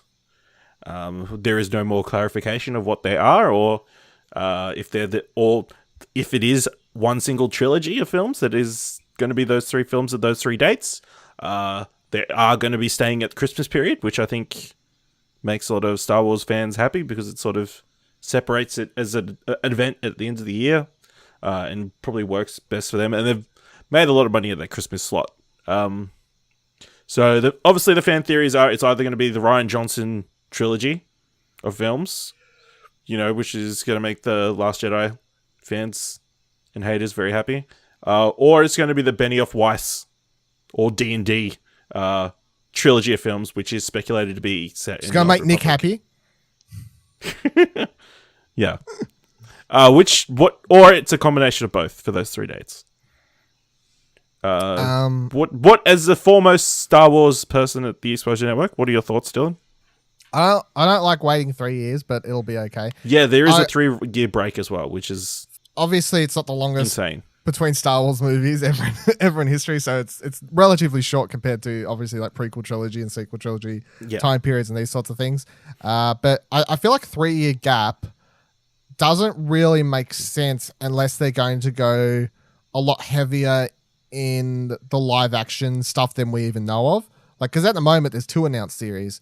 I feel like there has to be a lot more ground to pick it up because, you look at Disney as a whole, they turn franchises into a thing, and the most they're ever going to have one, like a Marvel movie out of cinema, is between Spider-Man, once it comes out now, Far From Home, until 10 months later. 10 months, which is the longest time we're going to go without one for quite some time, right? So 3 years without a Star Wars movie in the cinema seems like a very long time for Star Wars not to be on people's mind, for them to be okay with it. So I do wonder if there's some more yet to be announced and fitted into this slate. And if they're not announcing anymore and it really is 3 years wait, then I'm kind of like, okay, so these 3 movies potentially are the Benioff and Wise ones. And then Rian Johnson's trilogy is becoming a TV movie trilogy or something along those lines. And that's becoming a Disney Plus trilogy now. That'll fit on between and stuff like that. Because I just feel like 3 years without any Star Wars is, I don't know, if it's not really a bad business move, but it's an odd considering what we know Disney as a company with Marvel likes to do. I think they just want to treat it differently to like build up the fervor towards it, like to keep you wanting more and like chomping at the bit, and then when it finally comes out, it'll be another, I guess, not as extensive, but as another Force Awakens kind of thing, where as another event, it's happening, everyone goes and sees it, after not having it for so long. I mean, but they are going to get a taste of Star Wars. I mean, they've got the Mandalorian running, they've got Resistance running. But those things are. I think the movies cater more towards the Star Wars fan, like my dad. He watches the movies at the cinema, but he doesn't partake in the TV shows, the Clone Wars, this new Mandalorian thing coming up. It's catering for those kind of people, like the event going to see the event movies, not in the nitty gritty of the extended universe. Yeah, I think the nitty gritty, like the Disney Plus stuff, there is to satiate the people like me and Dylan that want more Star Wars all the time. But those people that are just happy with the movies, I think it's them to get to build up an event towards it. Yeah, because they fucked up with Solo. That was their big fuck up. I'm not talking about the movie itself or anything to do with that.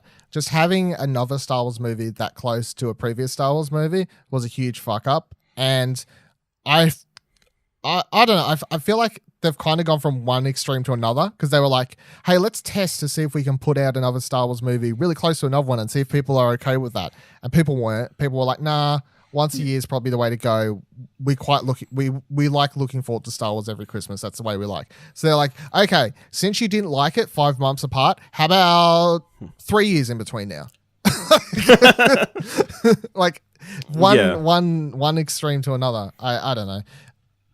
Yeah, but the Star Wars didn't die off between the previous trilogies either. Like, no, I don't think it's going to die off. I just feel like I'm not worried myself, because I'm going to have comics, books, the Disney Plus TV shows, what alpha's happening. Like Star Wars is, even if the movies aren't on, Star Wars is going to be in my life week in, week out, no matter what, right? Because I'm deep diving that shit. But I feel like for the average Star Wars fan person, whatever you want to call it, who just watches the movies that come to the cinema, they're going to have a 3-year wait without any Star Wars. I don't know. And then especially if these new movies turn out to actually be a somewhat continuation, say taking Rey, say taking Poe, one character or something down the line. I feel like having that long of a wait, if it's a continuation, which they said this is the end of the Skywalker saga of episode 9, that doesn't mean any of the characters can't continue on into another trilogy. I think a lot of people are assuming that that's the end for these characters. I'm going to say it's open to them continuing. I don't see why it has to end somewhat. And it's like 3 years between movies, and people are going to come back and be like, who's this person again? Like, oh yeah, they were that person. I don't know. It's interesting. It's definitely interesting. I wouldn't have expected it to be that long. I thought it would be 2 years tops, but 3. You know, I'm like, whoa, that's quite long. And then if you want to tie it into like the next set of movies, the other thing that makes me think is what's fucked it a little bit is because you're like, well, why aren't they doing the like trilogy movie, spin-off movie, like one in, one out every Christmas time? And that's because in between the Star Wars movies at the Christmas time slot where they are is the Avatar movies, because they've got the fucking Fox, those to put out now. And I'm like, well, is having Avatar now hurting Star Wars? Because they're like, we want to put this out at Christmas, but we'll shoot ourselves in the foot. Is Disney having too much, so it's cannibalizing its own business? It's cannibalizing its own stuff, because they're like, where do we put Avatar out? And they're like, well, we put Avatar out at Christmas because it's a big blockbuster type thing. And they're like, well, that's where we put Star Wars out. Okay, well, you can't do a Star Wars movie this year. Okay. Like, I don't know if they're shooting themselves in the foot over there with too many franchises and stuff. I think they're definitely going to be adding more Star Wars films to the slate. I think it's just that this one has been... They've got a clear plan of what they want to do, and they've sort of about to go into pre-production or whatever. I think... But behind the scenes, for like somewhat what we know, right, is that Rian Johnson was shooting a movie, or is whatever, his current movie... He's doing Knives Out at the moment. Knives Out, right? He has said previously... After that, he's going to Star Wars. Now, also, Benioff and Weiss have said after Game of Thrones is done, their next project following that is Star Wars. So both people have said that their next projects are going to be Star Wars. And Lucasfilm was moving its studio from Pinewood, right, in the UK, where they do all the Star Wars stuff in that one place. They were building a brand new production studio over in somewhere else in the UK still. I can't remember where it is, though. But they were building a new production studio. And the going rumor or talk was the reason no one's gone into the reason Star Wars movies was delayed in the first place was because they were delaying them all until they could finish building this production studio, which was basically being built to house and film Lucasfilm products. So, and that all made sense, of course. Yeah, okay, wait for the production studio to finish, blah, blah, blah, blah, blah. But then it's like, we only see one trilogy on the slate, and it does make you scratch your head.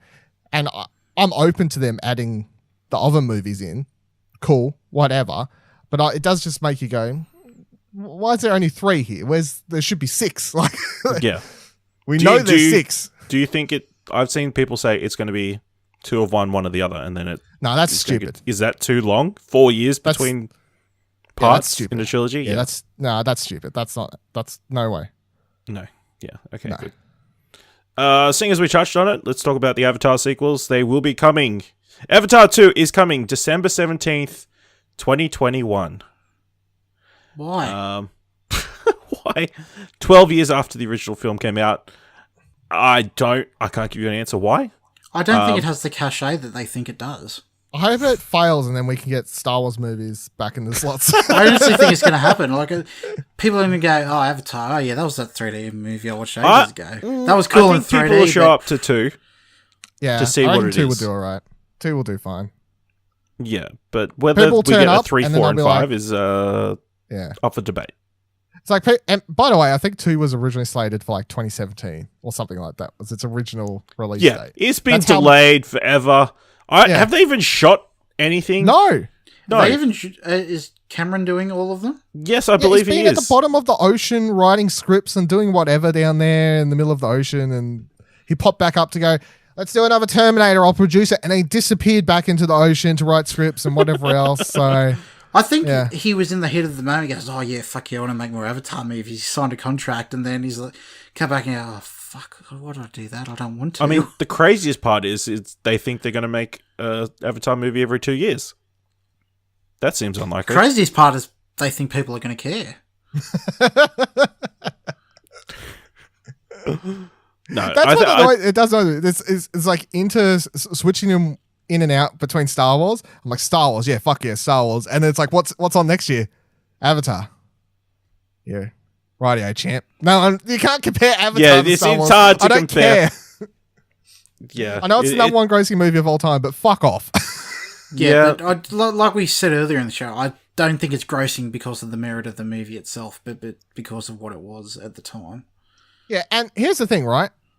As far as I'm concerned, it bombs critically, and as like, it may make a lot of money, but I think like bombs in critical reception from everyone, even if they all go watch it. I believe everyone's going to walk out going, yeah, Avatar's not that hot, eh? Because unless James Cameron appears out of the ocean and he does what we was talking about before, and he's like, Avatar 2 is a VR movie, or it's in 4D, or like, unless it's got some big thing attached to it again, it's just going to be like, remember Avatar 1? It was 3D. It was fucking awesome. Like, you watched it in IMAX 3D and all these things. Yeah, it was massive. What's Avatar 2?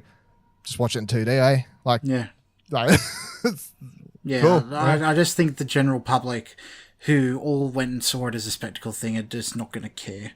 I'm not denying that they're not going to put good marketing into it and they're going to get a number of people out to it, but it's never going to do what it did originally. Yeah. And I don't think it's going to do as well as they expect. Well, I don't think they expect it to hit the same numbers that the original hit. But I think people will definitely turn out to, at least out of curiosity at the very least. I don't think it's franchisable. That's what I'm saying. Well, we'll find out whether it is franchisable or not. We'll find out. James Brent Cameron's been talking about he's going to be able to tell all the story what he wants to tell in this Avatar universe for years. Whether that's true or not, who knows? But yeah. It'll be interesting to see how it all plays out, if it plays out at all, to be perfectly honest. I guess we could sort of move into the Marvel territory. The New Mutants movie has been delayed again. which I guess is a surprise. It was meant to come out April last year. It's now been pushed back from August this year to April 3rd, 2020. Yeah, and when's Dark Phoenix out? Like this month, right? It's out this month, yeah. Yeah, okay, here's what I'm saying. Dark Phoenix this month is the last time you're seeing that's the end of the Fox X-Men franchise. They're adding more reshoots to New Mutants to tie it into the MCU. Yep, I can see that. Maybe. Of course, apparently Maisie Williams said earlier this year, who knows what the fuck is going on with that movie. They're supposed to do reshoots that haven't happened yet to make it scarier. And she saw one of her co-stars, Charlie Heaton, the other day and asked him what the fuck is going on with that movie. He didn't know either. I mean, it's crazy that they even gonna make reshoots. I mean, Maisie Williams is like much older now. She does sex scenes now. Spoilers. You know. But yeah, pretty much all those actors are like young. How do you make them? Well, I guess I got this incredible de-aging technology over at Disney now, but over the Fox people can use their Marvel de-aging stuff. So it's easy. You reshoot literally 2/3 of the movie, and you only keep the first half of it, and then you'd be like 5 years later. Yeah, time jump. Yep. Okay. They've done 5 years later in the MCU. There's a precedent. The actors that can't come back to do reshoots, they got snapped. Yeah, that's actually a good thing. The first part, it can be whatever, and then 5 years later, post-snap. Yeah, post-snap. Marvel, Dylan at explosionnetwork.com. I'm pretty sure this film takes over like one day, but anyway. Doesn't now. So going forward, we do know there is 2 untitled Marvel movies that are coming out next year. There are also another 3 movies coming out in 2021, and then another 3 in 2022. So we know on the slate there's Black Widow is in casting or whatever, so that's definitely one of the films that is probably going to be next year, I guess. There's The Eternals, which has got Angelina Jolie, and I think Richard Madden has been called for a role. And the other one that is Shang-Li, I think is the character's name, that they're pushing really hard. They're fast-tracking. So, other than that, what do you think? Well, Guardians 3 is obviously the other one that we know for certain is coming. But other than those 4, what are you thinking is the movies Black going Panther 2, Doctor Strange 2. I would say that whatever is first up next year, because that's going to be episode 1 of whatever we're calling this new thing, right? Phase 4. Well, it's new book. Is it phase 4? Is it new book phase 1? Like what do we call this thing? Either way, it's like if Spider-Man Far From Home is the epilogue, I guess, for Endgame, because that's what we're being told. After seeing that trailer, it definitely feels like after seeing the most recent trailer, which we can't really talk about without Endgame spoilers, which is a really weird predicament to be in for a fucking trailer, but nonetheless, after seeing that trailer, I'm kind of more on board with it because it does really have a more epilogue feel about it. It's like how are characters dealing with this? I was like, do I want this? But then I saw the trailer and I was like, I kind of do want this, and I'm okay with this being the last chapter, I guess, somewhat, even though Endgame was such a closing thing. But then whatever is first up next after 10 months of nothing, which is so long for Marvel movies. 10 months, like, oh my God, like how we survive without 10 months of Marvel movies. The first movie has to be Iron Man. And I don't mean like an Iron Man movie. I mean, it's chapter 1. It's kicking off, potentially teasing who the next big bad is. It's teasing potentially what the next story, the big storyline is going to be. You know, it's teasing who potentially the next Avengers team could be. So I'm like, who could that character or characters or anything be? And that's the biggest question I guess I have.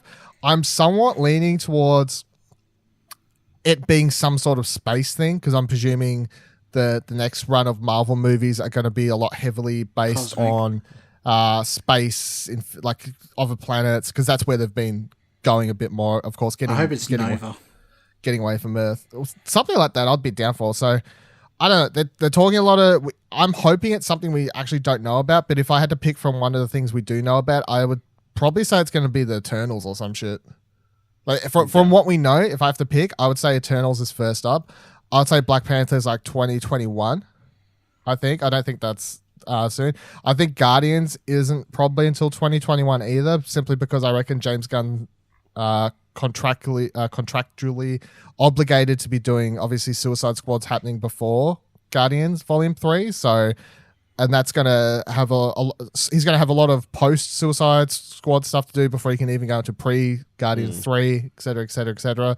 So, yeah, I'd say Eternals, as much as I'm like, I don't know much about those characters, but when I looked them up like a couple weeks ago, I was like, they're not very interesting on page. But then that's how I felt about the Guardians characters before I knew them, because I didn't know much about them either. So, you know, I'm open, but yeah, I'm intrigued a lot about what that first movie is. If it's, because in my mind it is chapter 1 of setting up the whole thing, so it has to be good. It has to have a lot riding on it. It's back for the next 10 years of storyline, whatever they're doing. So if they didn't make that stupid Inhuman show, they could have had fucking them instead of the Internals. Yeah, well. They remember years ago they had them up on that board. I saw that board again recently, and it's like that movie happened. All these movies happened, bar the Inhumans one. Yeah, bloody Jeff Loeb TV show. I definitely feel Eternals should be the first one, but I get a feeling Black Widow is probably feels like it's further along. Get that out and done with. Get it out of the way. I can't say really what my problem is without spoilers, I guess, but it feels weird to have that movie, which will be a chapter prequel. 1. Yeah, it feels weird to have that movie in general now. Yeah, I guess. I can't talk about it without spoilers. But yeah, and it was Shang-Chi is the film that's being fast tracked. Yeah.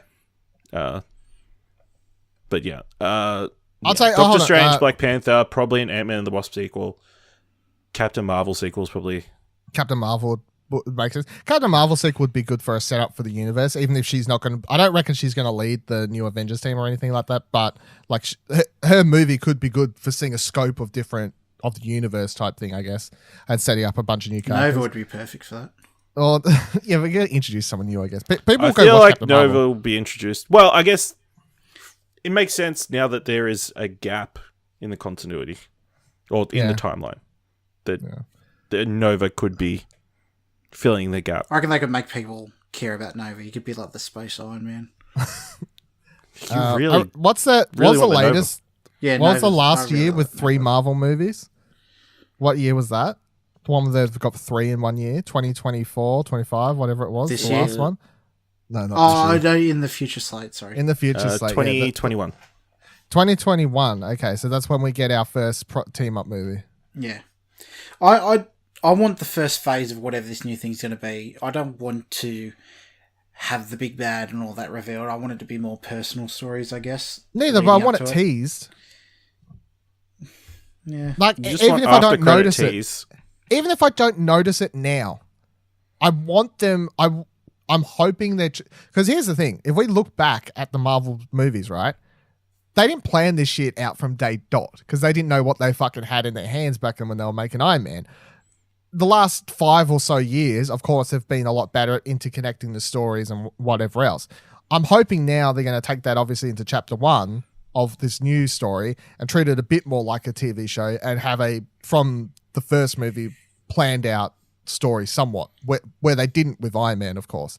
So even if I don't know who the big bad's going to be, I wouldn't mind a tease in there that I don't notice until 5 years later and I rewatch it. I'm like, oh, that's what they were. Oh, yeah, okay. You know what I mean? Just something. I want planning. I want action. It's going to be a nihilist and there's going to be insects in every single movie back to Iron Man, and it's going to be planned from then. I'll say 2020, or hold on, no, 2020 or maybe 2021, because you got to remember for these Marvel movies now, one of those is going to be Deadpool, presumably. Yeah, because it specifically says Marvel movies, not MCU movies. Either. It doesn't. Yeah, they said Marvel because they got Fox contractual object. Yeah, but we're in an odd time, so I'm going to say one of those is Deadpool, and one of these other movies specifically could be listed X-Men. as Disney, whereas the New Mutants one was listed as a Fox film. Yeah, because it still has to, because they were made under that it's under that brand at the moment. Doesn't mean the future ones can't be put under the Marvel brand. That's what's going to happen. The first one's going to be Fantastic Four. Well, I legit hope that's my dream. If they're going to set up any team first, Fantastic Four. That's where you go. That's what you need to do. So yeah, we're in a weird stage where you kind of you got to start scratching your head a bit and being like, I know it says Marvel, but are they actually? The possibility is probably endless. The possibility is now. I don't think they're going to have Deadpool in the MCU, and I don't think it's being classified as a Disney film. Purely because of the rating. I think they will because they have. You got to look at this report. They would release it under the Fox banner. This is a business report. This is like financial kind of thing. Like they probably include it under that. I mean, on the listing I'm looking at, all the Avatar films are still listed as Fox films. Yeah, because they can keep those separate. They can. Yeah, they're going to keep the. There's nothing saying they have to keep it under that banner. Yeah. Okay. They can do whatever the fuck they want now. Yeah, and I'll make a pizza bet. We don't know how they're perceiving them internally. I'll make a pizza bet right now. They will publish a Deadpool movie in the next 5 years under the proper Marvel banner, and it will be rated MA in Australia or R, whatever. I'm going to say I will bet. There's no reason that can't exist. Yeah, in the MCU. There's no reason, but I don't think they're going to do it. That's what I think. There's a very good reason. Go look at the box office numbers for that PG rated Deadpool versus the actual Deadpool 2. That's because that was a rehash of the movie they just released. Yeah, but did the kids who could actually go watch Deadpool turn up to prove they would go watch it? No, because they're watching it. They went and saw the original MA Deadpool 2 because I'm just saying the parents took them to it. The numbers are there. They're not going to neuter Deadpool and make it a PG franchise. Do you imagine the internet tearing Disney apart if that's what they did? People already have problems with this Fox deal. Imagine that. It's not happening. You're going to owe me a pizza. I'll have a Hawaiian pizza. Ryan Reynolds is going to do one more Deadpool movie and then he's going to be busy making Detective Pikachu for the rest of time. We're getting another Deadpool, 5 years. Pineapple pizza. You can order it to my house. Thank you very much. It's going to be right there. Right. So I guess some other interesting things from this slate. There's going to be a Bob's Burgers movie, which made some people happy. That seems like an odd choice. Bob's Burgers is something I've never gotten into, but obviously I haven't watched it, so I'm happy for people that want a Bob's Burgers. Yeah, but again, it's a Disney taking advantage of the Fox label, I guess. Putting out, it's like the Simpsons movie, I guess. Surprised there isn't going to be another one of those. Also interesting to see that the Jungle Cruise is next year. I feel like that was filmed ages ago. It was. I remember The Rock having Instagram stories about it ages ago. Mm-hmm. So interesting. There's still another year away. So they've also got Mulan coming out next year. I think we all knew that. But in that March slot, and filling in that Star Wars Avatar future slot is West Side Story next year. Yeah. Steven Spielberg's been on. So if Avatar doesn't pan out, Disney's going to be doing more musicals in that December time slot. Maybe.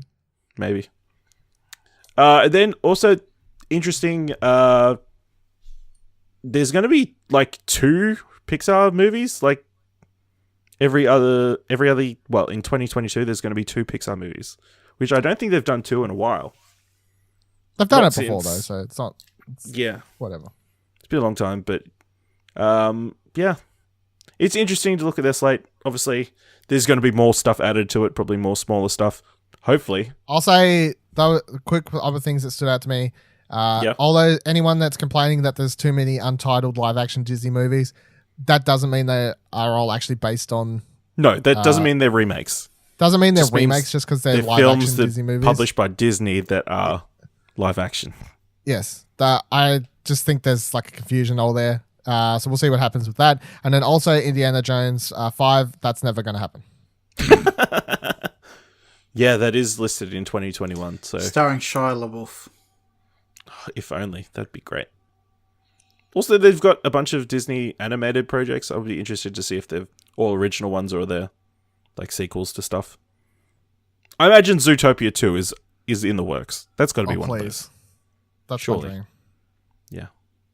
All right. Moving on to some really sad story or weird story. Samsung is releasing a new TV called the Zero.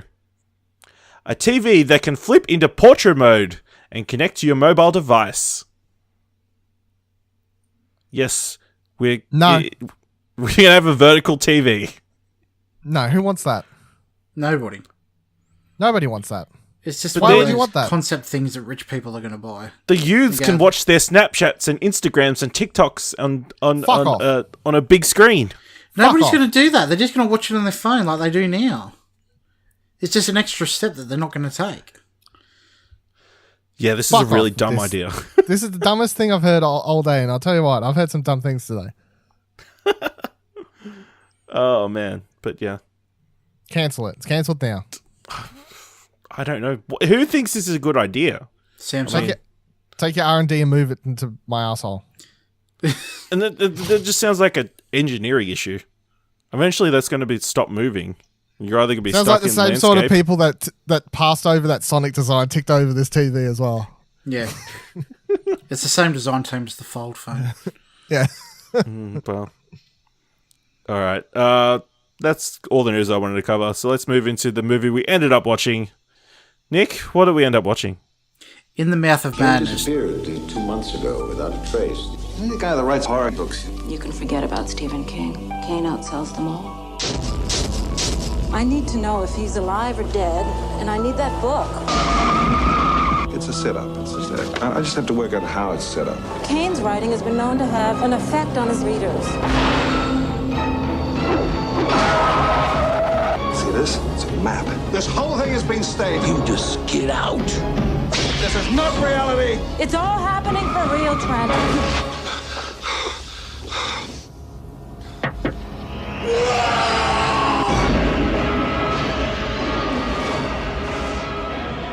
Directed by John Carpenter and starring Sam Neill and a bunch of other character actors. Yep, that's certainly what we watched. It's about an insurance investigator who begins discovering that the impact a horror writer's books have on his fans is far more than inspirational. Yep, so Nick, you had to pick this episode. Yep. Why?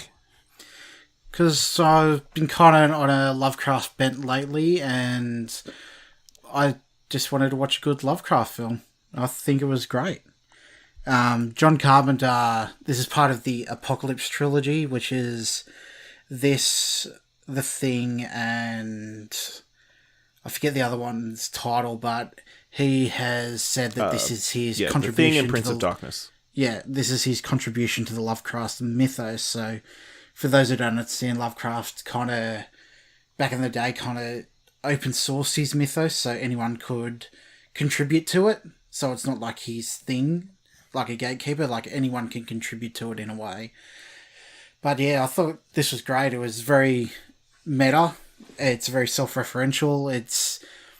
It starts just a slow descent to madness, and it just puts its foot on the pedal and doesn't let up. It's also kind of like a modern adaptation of the book The King in Yellow, which is, at the time, was a series of short novels all connected by this in-universe book, which this ancient god gets power from more people reading it, and this is his way entering the world and stuff like that. So yeah, I thought it was a great modern Lovecraftian film. You have to go into it wanting that. Like, if you're not into Lovecraft in general, I don't think you'd get a lot from it, which obviously Ashley Yep, that'd be me. Yeah. I just was not interested in it at all. It was a struggle to watch and to sit through, I felt. Sam Neill, he's cool. He does some interesting stuff. I feel like it's the most down you've been on any of the movies we've watched for this segment. I mean, even the freaking 13 Ghosts, at least that was kind of interesting, or people were doing weird shit. At least we could make fun of it. This is just fine. It's just, it wasn't my cup of tea. I did not find it interesting in the slightest. I mean, the opening bit where he gets attacked by an axe, that's cool. And then they just do that. There's one scene at the end where they repeat themselves, and that they did that a couple too many times in a row. I felt it could have been edited a bit better. I I can understand at the end why it all sorts of fits together and what he was going for, but at that point, I didn't really care at all. So, Dylan, where do you fit in the spectrum? Like I can definitely say I fit somewhere between the both movies. It's funny because when I was watching it, at first because the movie has a whole opening scene, and then like kind of flashes back a bit, and then gets set up with Sam Neill's character as this insurance person or whatever. At first, I thought it was a homage to just horror writing in general, but then I was like, oh wait, it's a homage to Stephen King because they have like the scene where they're like the axe wielder guy and all these sorts of things. I'm like, oh, it's The Shining. Like in my mind, I was putting it all together. I'm like, it's about Stephen King. It's about horror movies, books. I'm putting it all together. I'm like, I'm so fucking smart. And then it gets to where you go to the actual book place, security whatever it's no the place that's publishing the books when he first goes there. Oh yeah, the publishing company. And then you see in the background all the posters for the books, and I was like, no, this is Lovecraftian because the font and the posters and everything, it's just so on your nose about it to the point where as soon as I saw it, I'm like, oh, it's not Stephen King, but I was at least somewhat on the right track of it being a homage to someone, some horror writer, someone. I would say I enjoyed the themes and I enjoyed what it was trying to do. I just felt like it was badly paced and not the script could have done with some work. I feel like it honestly feels like it was the first draft of the story or something because I feel like there's so many. I'm like, I know what you're trying to do and how you're trying to get there, but it just feels cheap. And it probably was cheap. I didn't look up the budget for the movie or anything. $8 million. But it just feels like a straight to TV movie. Like a lot of the time. And I'm like, I can't help it. I'm like, you got The Thing. And I'm like, The Thing holds up today very well. Like you can watch that. It's as scary as it probably was in the fucking back in the day if you watch it in the theater. If you watch it today, it holds up fucking quite well. It's very tense constantly throughout it. It just holds up and all those things. I'm like, watching this, I'm like, I get it. And I was enjoying the first 20 minutes or whatever, half an hour. And it gets to a point and it's like, these scenes are happening. But I'm like, I don't think that was needed. Like that could have been spent more time there. It was just lots of stuff happening. It was very just like, we're here, we're happening. It just seemed like dragging. It seemed like dragging the character through things to get to the point, I guess, which is that it's this people, like I don't know how you say really. Like the point of the movie and the story, I guess, is like if you read it, and enough people believe in it. Is it not real? The underlying theme is reality is whatever we deem everyone perceives it to be, yeah. Yeah, which is very Lovecraftian thematically, but then also just interesting on a level nonetheless, of course. And you can take that to religion if you want to or not. I couldn't help but start thinking about religion and the Bible, of course, as I'm like thinking about the themes of this movie. Also, Sam Neill, I don't think was great in this movie. I think he was miscast. I didn't particularly like him in the role, and I found it somewhat off-putting that he kept his natural accent for the role. Yeah, I don't know. It was kind of weird. It's very weird. There's several times where he says certain words and it's very thick New Zealand accent, but then like they never say he's supposed to be someone, I take it, that's lived in New York for his whole life or whatever. He's acting out like he's this big New Yorkian and stuff. And I feel like he was miscast and that kind of ruined I will say the movie was ruined a little bit for me just because I could not buy Sam Neill in that role. And maybe if it had been someone else, I would have enjoyed it a bit more, but I was just like, I don't know. And I was open to it from the start. When he came in yelling and screaming and stuff in the opening scene, I'm like, oh, that's Sam Neill. You go. Let's do this, Sam Neill. But then we get into the later scenes and he's like trying to be a little bit flirtatious. He puts his hand up against the wall behind that female character and stuff. And I'm like, no, I ain't buying this at all. Sam Neill ain't buying this at all. It's very odd seeing him act that way. Yeah, very, very odd. And there was that one scene that fucking pissed me off and it just annoyed me as someone who wears glasses. Because they have that female character, the publicist or whatever she is. Oh, editor, sorry. Editor, yeah. She fucking takes her glasses off. And I'm like, the only reason they've got her wearing glasses is because they cast her. It's like, it's hot. She's going to be a hot, sexy lady who has glasses on. Because she like takes them off, puts them on, takes them off, puts them on, twirls them. At one scene, she takes them off and she starts like putting one end in her mouth. And then it cuts away to Sam Neill. And when it cuts back, they're back on her face. And I was like, I can't. This is annoying me. This whole fucking scene is pissing me off. That's probably just being a bit nitpicky, but I was like, I hate this scene because it just fucking ends. Overall, I thought it was okay. I definitely feel like it does. The effects aren't that great. It does definitely feel like a TV movie. Sam Neill's miscast. The story was interesting though, and I feel like I would have enjoyed it a lot more if I was reading it as a novel, which is funny considering the theme of it's about like novels and writers and stuff. But I'm like, oh, this story would have been really cool if it had been a book and I could imagine the main character the way I want and all these sorts of things. But yeah. Another thing that threw me is John Glover is in the titles as one of the actors in the film. He is one of the actors in the film. 5 minutes. Yeah. But you see his face, it's clear him, younger. The biggest throwaway for me is the kid, the paper boy on the bike is Hayden Christensen. Hayden Christensen in his first ever role. That shining star will never dim. Yeah, so that was quite interesting.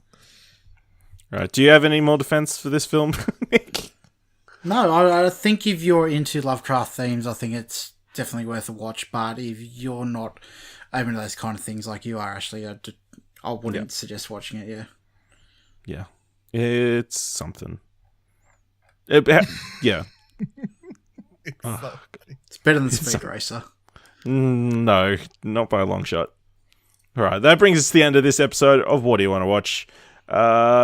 Nick, where can people find you on Trakt, the very useful TV and movie tracking service? I forget what my thing is. Lord Empire? Yeah, that's the one. Dylan, where can people find you on Twitter or on Trakt? Vivaladil, Vivaladial. And you can find me in those places at Ashley Hobley, ASHLEYHOBLEY. You can follow the Explosion Network, which is a part of at Explosion Pod on Twitter. Check out all our review discussions and our other shows, Viewing Gods and South of King's Landing, over at youtube.com/Explosion Network, or just go to explosionnetwork.com for all our reviews, our review discussions, all the different podcasts we do. You can check out our Discord at explosionnetwork.com/Discord, where we talk about movies. Sometimes our reviews go up there automatically. It's cool. It is cool. You can send us an email at mail@explosionnetwork.com if you're from Disney and want Dylan's help with your production slate. You got me. Hit up your boy. And if you want to help us out, leave us a review either on Apple Podcasts or on Podchaser. We really appreciate every bit of feedback. Or just let people know about the show in person.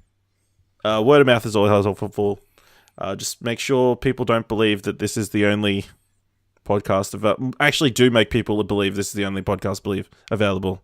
And if enough people believe it, it'll be true. That's what the movie was about, right? All right. Until next time, keep watching stuff, I guess. Every trophy counts, or at least that's what Dylan would like you to believe. Join him and me every Tuesday when a shiny new episode of Platinum Explosion dings into podcast feeds.